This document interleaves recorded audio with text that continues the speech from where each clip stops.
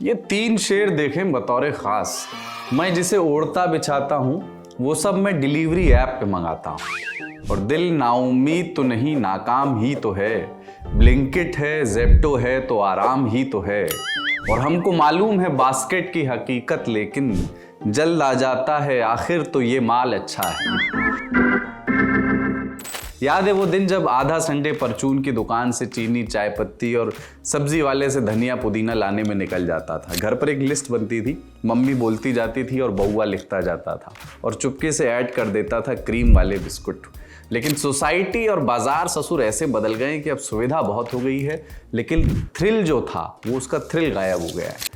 Tier 1 और tier 2 शहरों में लोगों में कैश रखने की आदत कम हो गई है, यूपीआई का चलन बढ़ गया है। इस दौर में एक और चलन तेजी से बढ़ा है, वो है इंस्टेंट डिलीवरी एप्स का। परचून की दुकानों और मंडी वाली ठीक ठाक भीड़ इन एप्स पर डाइवर्ट हो गई है और घर बैठे अब सामान मंगाया जा रहा है। हमको आपको लग सकता है कि गजब बिजनेस मॉडल है गुरु, शुरू करने वाले की भलैया ले लें। लेकिन आप शर्तियां चौंकेंगे अगर हम आपसे कहें कि इंस्टामार्ट, ब्लिंकिट, डंजो ये सभी बड़े क्विक कॉमर्स ऐप्स करोड़ों के घाटे में चल रहे हैं। फिर भी इन कंपनियों में बड़े बड़े निवेशक पैसा झोंके जा रहे हैं। ब्लिंकिट का उदाहरण लीजिए, 2022 में जोमेटो ने इसे खरीदा तब ये 1000 करोड़ रुपए के नुकसान में थी और अब भी नुकसान में है। एक और उदाहरण है डंजो का, 2022-23 में इसको 1800 करोड़ का घाटा हुआ, लेकिन इसके बावजूद 2023 में रिलायंस रिटेल, गूगल इंडिया जैसे निवेशकों ने इसमें 2000 करोड़ रुपए पंप किए, निवेश किए। क्यों? आखिर घाटे में होते हुए भी इन ऐप्स की इतनी ग्रोथ क्यों हो रही है, या यूं कहें कि ग्रोथ होने के बाद भी ये घाटे में क्यों दिख रही हैं? ये इंडस्ट्री, क्विक कॉमर्स इंडस्ट्री कैसे काम करती है और इसका रेवेन्यू मॉडल क्या है जो इतनी बड़ी बड़ी कंपनियों को आकर्षित करता है?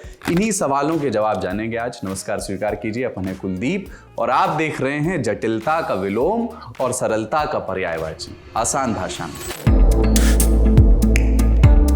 कोई भी इंडस्ट्री तेजी से तरक्की कर जाए तो सबके मन में सवाल होता है, कैसे हुआ? किसी भी इंडस्ट्री को बूम करने के लिए 3 ऑड्स को मैनेज करना होता है, डिमांड, इंफ्रास्ट्रक्चर और कंज्यूमर बिहेवियर। ये 3 ऑड्स आपके फेवर में आए तो बिजनेस की चांदी है। तीनों को क्विक कॉमर्स इंडस्ट्री के पर्सपेक्टिव से समझ लेते हैं। पहली चीज है डिमांड, माने क्या वाकई इस इंडस्ट्री को की इसकी जरूरत है। अगर आप भारत के किसी बड़े शहर में रहते हैं तो आपको पता है कि लोगों के पास समय कम है और कन्वीनियंस सबको, सुविधा सबको ज्यादा चाहिए। वो सर्विस चाहिए जो समय बचा सके और मेहनत कम कर सके, तो लोग उस पर पैसा खर्च करने में हिचकिचाते नहीं हैं। यही काम क्विक कॉमर्स ऐप्स करती हैं। सोचिए आप फ्रिज खोलते हैं और देखते हैं कि दूध खत्म है, चाय पीने का मूड खराब, या फिर आप नहाने गए, देखा कि शैम्पू खत्म है, नहाने का मूड खराब। तब ये डेंजो, ये इंस्टामार्ट, ये ब्लिंकिट जैसे ऐप्स 10 मिनट में सामान लेकर के हाजिर हो जाते हैं। समय, ऊर्जा और मूड तीनों बच गए। तो इस इंडस्ट्री में डिमांड की कोई कमी नहीं है। डिमांड के मामले में 10 on 10 इस इंडस्ट्री को मिलते हैं। दूसरा है इंफ्रास्ट्रक्चर, माने इंडस्ट्री सेटअप करने के लिए जो मूलभूत सुविधाएं चाहिए, क्या वो हैं? जैसे कोई फैक्ट्री लगाने के लिए बिजली और सड़क इंफ्रास्ट्रक्चर है। इस इंडस्ट्री का क्या हाल है? इस इंडस्ट्री का इंफ्रास्ट्रक्चर है इंटरनेट और मोबाइल। एक अनुमान के मुताबिक भारत में करीब 70 से 80 करोड़ लोगों तक इंटरनेट की रीच है और 80% डिजिटल ट्रांजैक्शन यूपीआई के जरिए होते हैं। यानी ऐप चलाने और उस पर पेमेंट करने का सिस्टम भी एकदम फुल प्रूफ है। इसलिए इंफ्रास्ट्रक्चर का हाल भी फुल ऑन है। अब तीसरे की बात करते हैं, जो सबसे जरूरी पहलू है, वो है कंज्यूमर बिहेवियर, यानी लोग इस तरीके को अपनाने के लिए क्या तैयार हैं। साल 2020 कोविड-19 आया, लोग घरों में कैद हुए, तमाम आदतें बदली, जिनमें शॉपिंग हैबिट्स भी शामिल थी। लोगों को घर बैठे बैठे ऑनलाइन शॉपिंग की आदत लग गई और धीरे धीरे ये आदत रूटीन बन गई। इसलिए टियर 1 और टियर 2 शहरों में डिलीवरी ऐप्स का ट्रेंड तेजी से बढ़ा। द मिंट की रिपोर्ट कहती है कि पिछले 2 साल में ये इंडस्ट्री, क्विक कॉमर्स इंडस्ट्री, लगभग 3 गुना हो गई है। ऐसे सभी ऑड्स इस इंडस्ट्री के पक्ष में अलाइन हो गए और उस पूरे खेल का, इस बाजार का सबसे बड़ा खिलाड़ी बना ब्लिंकिट, जिसकी देश की क्विक कॉमर्स मार्केट में 40 से 45% की हिस्सेदारी है। यानी फिलहाल ब्लिंकिट इस मार्केट का भीखू मात्रे है। दूसरे नंबर पर इंस्टामार्ट है 25% मार्केट शेयर के साथ। तो ये इंडस्ट्री के बढ़ने की वजह पर बात हुई। अब इसके वर्किंग मॉडल पर बात करते हैं। शुरुआत होती है डिमांड प्रोडक्शन से। एक कंपनी के लिए सबसे ज़रूरी चीज़ है कि वो पहले से जान ले कि किसी इलाके में किस चीज़ की डिमांड कितनी होगी। इन सवालों का जवाब मिलता है डेटा के सहारे, जैसे कस्टमर्स की पसंद और नापसंद क्या है, लोग चाय पसंद कर रहे हैं या कॉफ़ी, और चाय में भी कौन सा ब्रांड, साथ ही लोगों की डिमांड में मौसम का रोल क्या रहेगा कि गर्मी में आइसक्रीम की मांग बढ़ जाती है या सर्दियों में चाय कॉफ़ी का चलन ज़्यादा होता है। यानी ऐसी इस तरह की डिटेलिंग्स, और इसके साथ ही ऑर्डर पैटर्न को भी समझना ज़रूरी होता है कि लोग किस वक्त सबसे ज़्यादा ऑर्डर करते हैं। क्या दोपहर में भी लोग ज़्यादा चाय कॉफ़ी मंगवाते हैं या शाम का इंतज़ार करते हैं। इस सब की जानकारी के बाद कंपनी ये समझ पाती है कि किस प्रोडक्ट को कितनी मात्रा में किस वेयर हाउस में रखना है और अपने डिलीवरी पार्टनर्स को कैसे और कहां तैनात करना है ताकि हर ऑर्डर नियमित समय पर पहुंच सके। इसके बाद बारी आती है इस प्रोसेस को अमल में लाने की, यानी लॉजिस्टिक्स की। इसके लिए कंपनियां अलग अलग मॉडल्स का सहारा लेती हैं। जहां की रही ज़रूरत जैसी, वाके लिए लॉजिस्टिक्स वैसी, यानी ज़रूरत के मुताबिक प्लानिंग। सबसे पहला है इन्वेंटरी मॉडल। इन्वेंटरी मॉडल का इस्तेमाल इसलिए किया जाता है जिससे यह सुनिश्चित किया जा सके कि जहां डिमांड ज़्यादा है वहां पहले से ही सामान मौजूद रहे। पहले इसके स्ट्रक्चर को समझ लेते हैं। फर्ज कीजिए कि नोएडा में ABC कंपनी का एक बड़ा वेयर हाउस है। यहाँ कंपनी अपने सप्लायर से सामान मंगवाती है और उसको स्टोर करती है। स्टोरेज के अलावा ये एक बड़े डिस्ट्रीब्यूशन सेंटर की तरह भी काम करता है। यहाँ से सामान छोटे छोटे स्टोर्स में भेजा जाता है जिन्हें डार्क स्टोर्स कहते हैं। डार्क स्टोर्स को समझें ऐसे कि जैसे आपके घर के पास का, घर के एकदम नज़दीक का एक छोटा सा गोदाम या कंपनी का बेस जो हर 2-3 किलोमीटर पर होता है और यहाँ पर 1000 से 2000 का स्टॉक रहता है। इनका चयन भी बड़ी सावधानी से होता है ताकि हर इलाके की डिमांड कम से कम समय में पूरी हो सके। अब जैसे ही आप ऐप खोलते हैं, ऐप आपकी लोकेशन ट्रैक करता है और आपके सबसे नज़दीकी डार्क स्टोर से कनेक्ट कर देता है। इस डार्क स्टोर में क्या मौजूद है इसकी ट्रैकिंग OMS यानी ऑर्डर मैनेजमेंट सिस्टम के जरिए होती है। यानी वो चीज़ें जो उस वक्त स्टोर में मौजूद हैं वही आपको ऐप पर दिखाई देंगी। जो आउट ऑफ ऑर्डर दिख रहा है इसका मतलब नहीं कि ये ब्लिंकिट के किसी भी स्टोर पे मौजूद नहीं है, आपके नियरेस्ट वाले डार्क स्टोर पर मौजूद नहीं है। जैसे ही आप ऑर्डर करते हैं, डार्क स्टोर का डिलीवरी पार्टनर तुरंत उसको पैक करता है और आंधी जैसे आपका ऑर्डर लेकर के निकल पड़ता है। हाल लगाओ हाल फायदा, देर लगाओ का फायदा। अब वेयर हाउस और डार्क स्टोर्स कंपनी खुद भी चला सकती है या फिर किसी व्यक्ति को फ्रेंचाइजी भी इसकी दे सकती है। फ्रेंचाइजी वाले को उसके डार्क स्टोर से हुई बिक्री का एक हिस्सा कमीशन के रूप में दिया जाता है। इससे कंपनी का खुद भी खर्च कम होता है और लोगों को रोजगार भी मिलता है। बड़े शहरों जैसे कि दिल्ली, नोएडा और मुंबई में ये मॉडल सफल रहता है क्योंकि वहाँ डिमांड बहुत ज़्यादा होती है।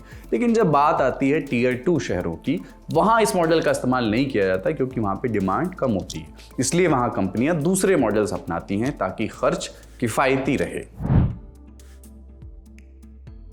ये दूसरा मॉडल है हाइपर लोकल मॉडल। इसमें कंपनियां खुद सामान स्टॉक करने या गोदाम में जमा करने के बजाय एक प्लेटफॉर्म के तौर पर काम करती हैं। माने खरीदार और दुकानदार के बीच एक पुल की तरह काम करना। ऐसे समझिए जैसे स्विगी खुद रेस्टोरेंट नहीं चलाता है बल्कि आपको रेस्टोरेंट से कनेक्ट कराता है और बदले में कुछ प्लेटफॉर्म फीस चार्ज करता है। तो कैसे काम करता है ये सिस्टम?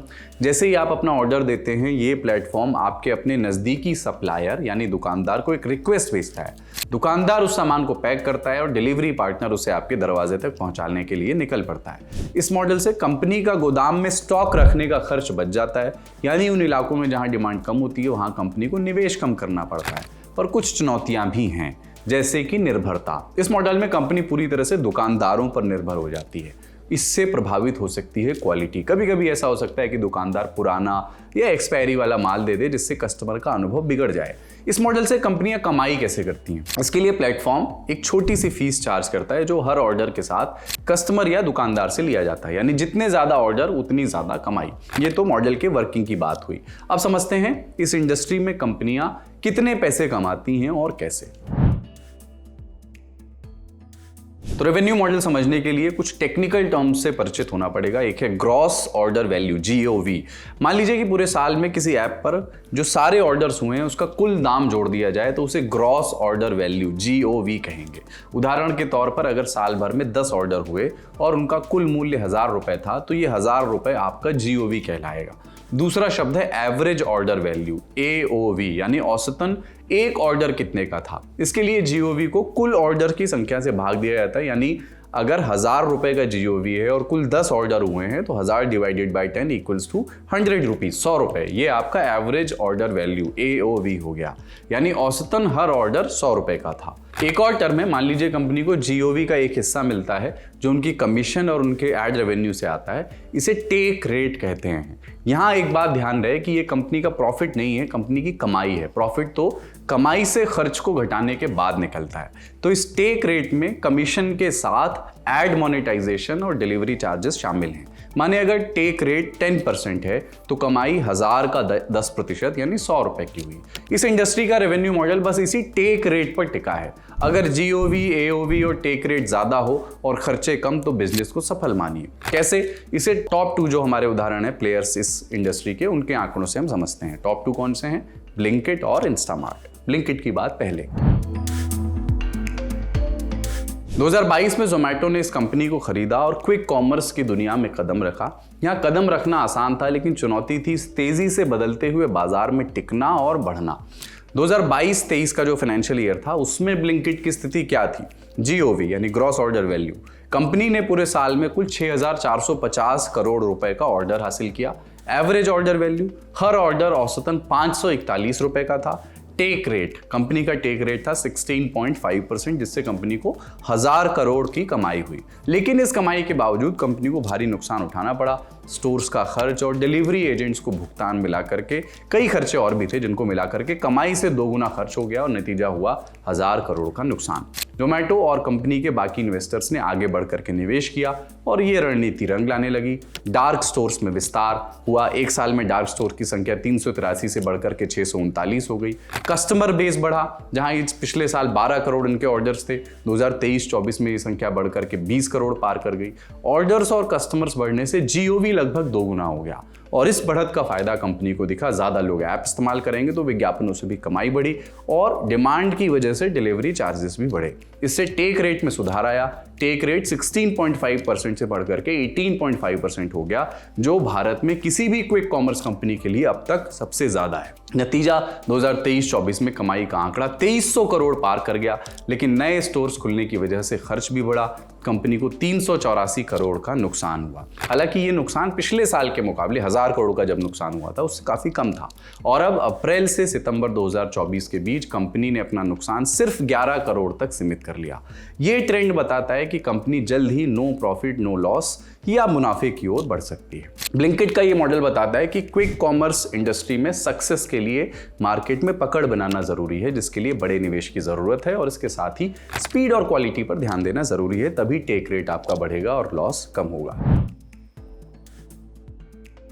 अब इंस्टामार्ट का उदाहरण। इंस्टामार्ट ब्लिंकिट के मुकाबले अभी काफी पीछे दिखाई दे रहा है। इसके लिए भी 2022-23 और 2023-24 के इसके आंकड़े देख लेते हैं। 2022-23 में कंपनी ने पूरे साल में करीब 510 करोड़ रुपए का ऑर्डर हासिल किया, जिसकी एवरेज ऑर्डर वैल्यू AOV 398 था, जिसका टेक रेट करीब 10.6% के करीब था। इस साल कंपनी ने 547 करोड़ की कमाई की। 2023-24 में कंपनी ने थोड़ा बेहतर परफॉर्म किया। ऑर्डर की संख्या 12.5 करोड़ से बढ़कर के 17.5 करोड़ हो गई। हर ऑर्डर का औसत भी बढ़ गया, 398 से बढ़कर के 460। कमाई 510 करोड़ से बढ़कर के 1100 करोड़ हो गई। लेकिन साल 2023-24 में भी कंपनी लॉस में ही रही, जो पिछले साल के मुकाबले हालांकि कम हुआ। लेकिन अगर इस लॉस का कंपैरिजन ब्लिंकिट से करें तो कुल जमा ये निकलता है कि जितना नुकसान ब्लिंकिट को साल 2023-24 में हुआ, करीब उतना ही लॉस इंस्टामार्ट को एक क्वार्टर में हो गया। अप्रैल 2023 से लेकर के जून 2023 वाला जो क्वार्टर था। दोनों सबसे बड़े क्विक कॉमर्स इंडस्ट्री के प्लेयर्स के आंकड़े देखने पर एक बात तो साफ जाहिर होती है कि ये इंडस्ट्री पेशेंस का गेम है, धीरज की परीक्षा है।